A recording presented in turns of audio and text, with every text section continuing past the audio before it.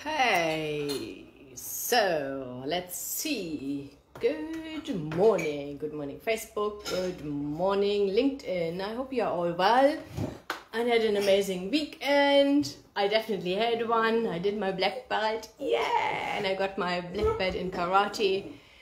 That was quite exhausting, and I'm sure you can see that here. So lots of training and preparation before, and had an international panel there, so that was quite nerve-wracking and exciting at the same time. Okay, no, my computer just died on me. Okay, let me see that I set that up again, but doesn't matter. Great. I see somebody's there on Facebook. Just do me a favor, just put thumbs up or something like this so that I know that you can hear and see me. I'm just trying here to start my computer. Always leaves me alone and just leaves me without any signs. My dog is naughty. She's crawling into the cupboard to get her treats. Okay, so what do we want to do today? Today I wanted to talk about things what not to do when you start a business, okay? Like I said, we assist companies accessing loans and grants, we draft business plans, we assist with the whole application process, and so that's also, and we know exactly what the financiers at the end of the day want to see, okay? So that's why I know exactly what you need to do and what you please don't do when starting a business plan. Hi, Mark. That's great that you are fine. Okay, so, and there are a couple of things what I always recommend, what you should not do.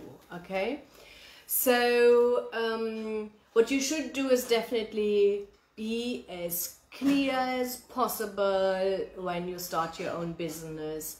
Have a clear idea about your business model.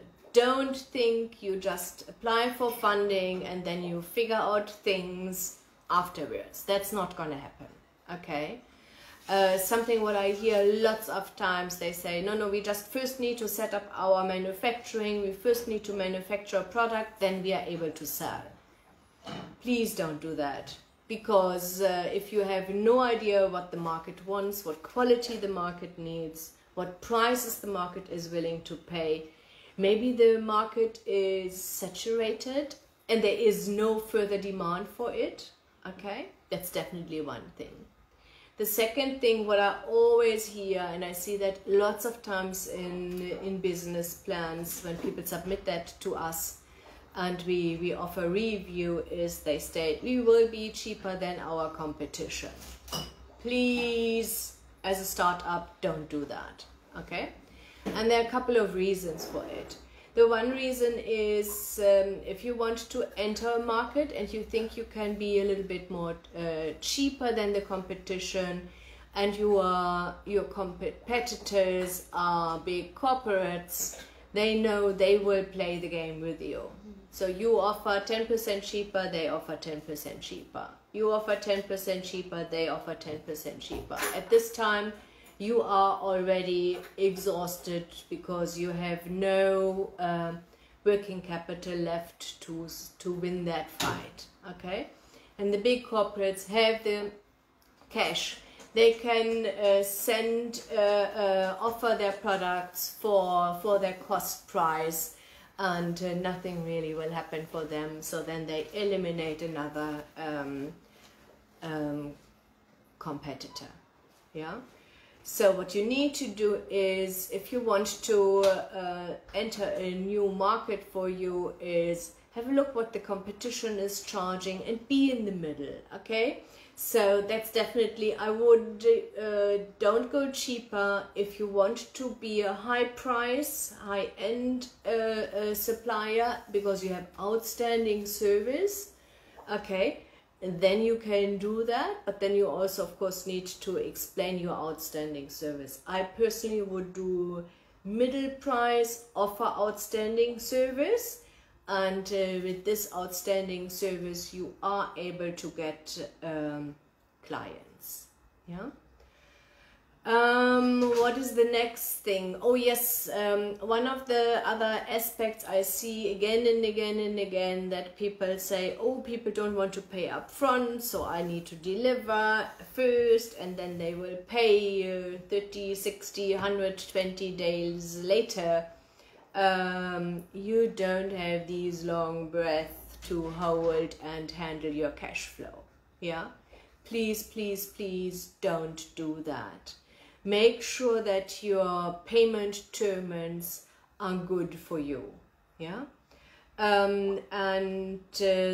so that cash on delivery, 50% upfront. And let me tell you, if you are a manufacturer and or if you are a wholesaler and you want to buy at from any of the manufacturers, nationally or internationally, I promise you, you need to pay 100% upfront. Yeah, they wouldn't even take any other payment options into consideration. So be realistic with your payment terms.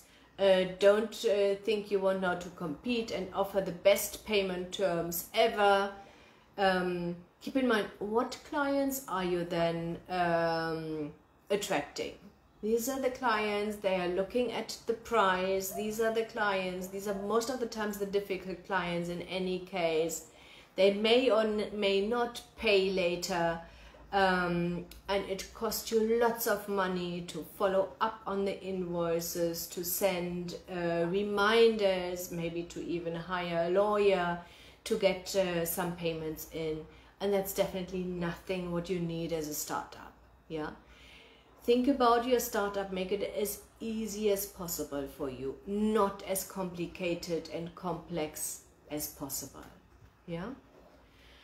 Okay, so hello, please speak about NPOs also. Okay, Yonela, we do NPO business plans. Let me tell you, NPOs is quite challenging at these times. Even existing NPOs, lots of them need to close down because they have no funding. What I can tell you as an NPO, you need to run an NPO like a business. Yeah, I know that your motivation is to help the beneficiaries. That's an order. What I liked, there's one aspect I wanted to say. Okay, so usually if you have a business, and you have a client. So the business offers a service or a product and the client pays. Okay, so and if you have now an NPO, you have three parties involved. You have the NPO, you have the beneficiaries, and you have the donors. Okay, the donors pay the NPO so that the NPO can help the beneficiaries. And for the donor, what do they get for their money? They get a feel-good feeling for their money because they know they make a difference. Okay, and they know they are able to help. Yeah, and the NPO needs to understand that they offer services for the beneficiaries, but they need to make sure that they don't lose the focus what the donors want.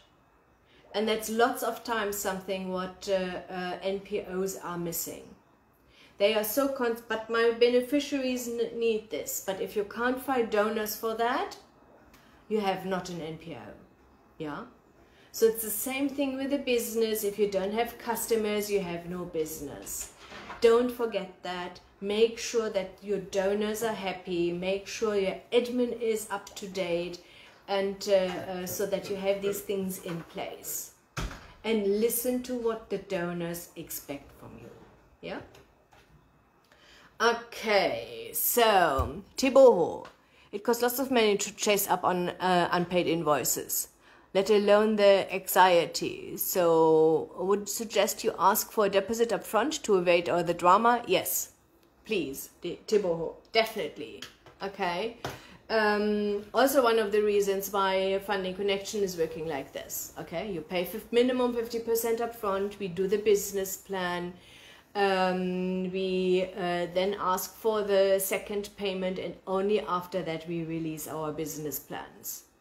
Because if I need to add another, I don't know, 2,000-3,000 rand to be able then to chase the payments, it is a waste of money for our clients. That's how I see that. Okay, and you're absolutely right. Your sleepless nights, it's not worth it. And what you figure out, if you say we need a deposit, you figure out quickly who are the serious clients and buyers. And these are the clients you want. You don't want the difficult ones. You want the ones they say, this is what I want, this is what I need. I know exactly what you offer. Do you need to offer great services and a great product? Of course. Yeah, that's not what I'm saying. You definitely need to do that.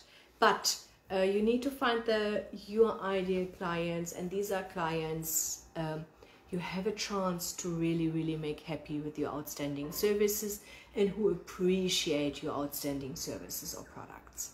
Yeah. Okay, let me think.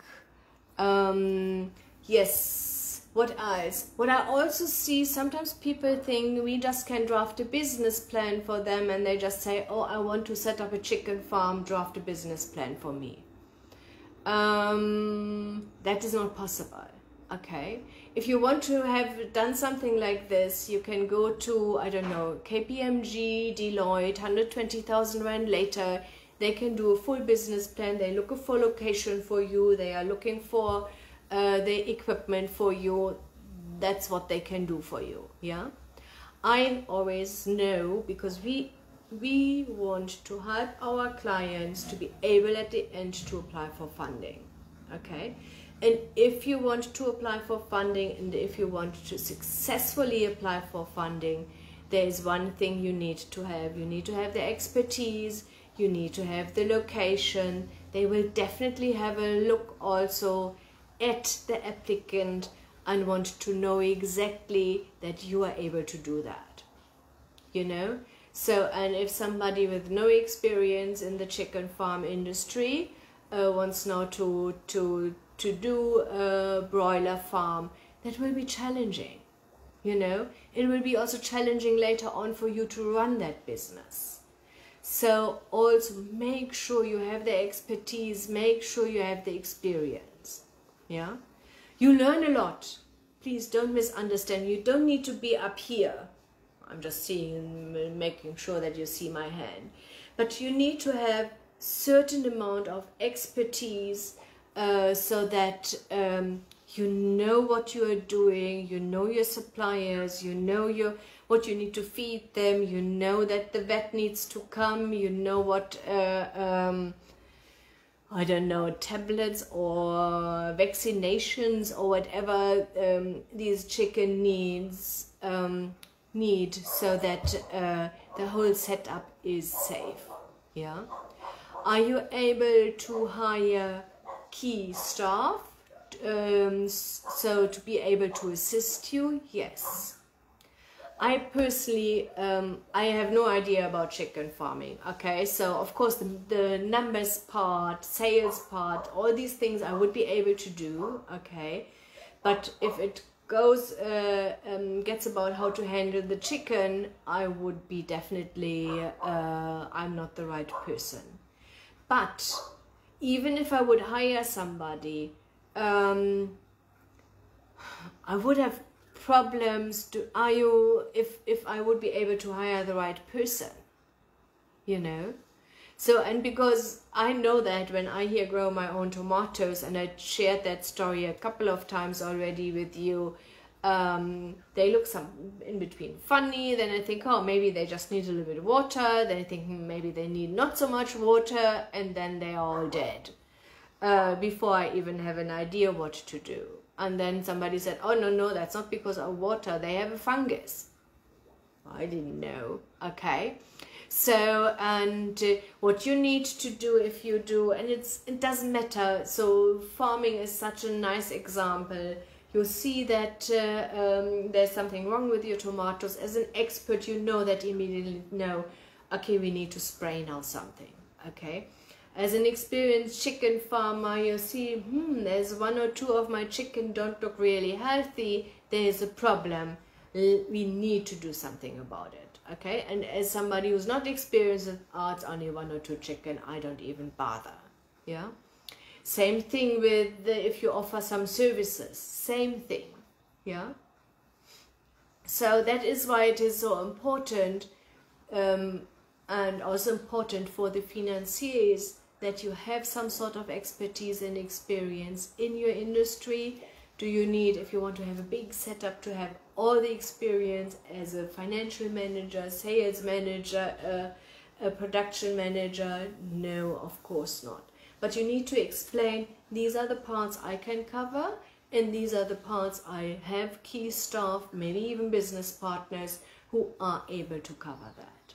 Yeah. Okay, I think I covered a couple of no-goes here for you, yeah, and I hope that definitely helped. I don't want to demotivate you. I want you to know there are chances out there. South Africa offers lots of opportunities and possibilities, yeah. The market is not saturated in lots of parts of the economy, and there are always some loopholes, you know. So I heard that Mr. Price now goes into containers into townships, okay. So obviously there is a market for small little shops who sell clothing, small little shops who sell homeware things, and nobody really satisfied this demand, and Mr. Price saw that, yeah. So there are lots of opportunities out there, so just grab them, but just don't go blind into it. Take your time, please, and plan. Even if you have your own cash, even if you say, I don't need to apply for funding, make sure you sit down and you think about all the aspects, write these things down. Make sure, okay, what happened, okay, how much stock will I have if you want to set up a small little fashion